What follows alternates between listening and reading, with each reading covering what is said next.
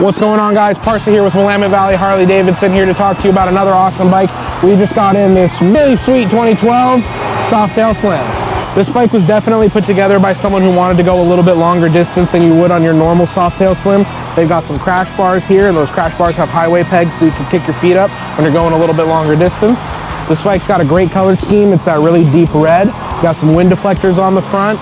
Classic Harley design going throughout. This does have an aftermarket seat, so if you want a little bit more comfort, this is actually great for short people. It hugs you up into the tank a little bit so you don't have trouble reaching those grips.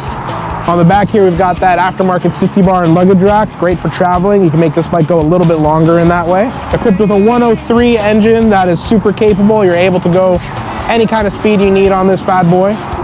There's not much else to say about this awesome bike. It is in great condition. Come on down to Willamette Valley Harley-Davidson, ask for Parsa. We'll take this guy for a test ride and get it home for you.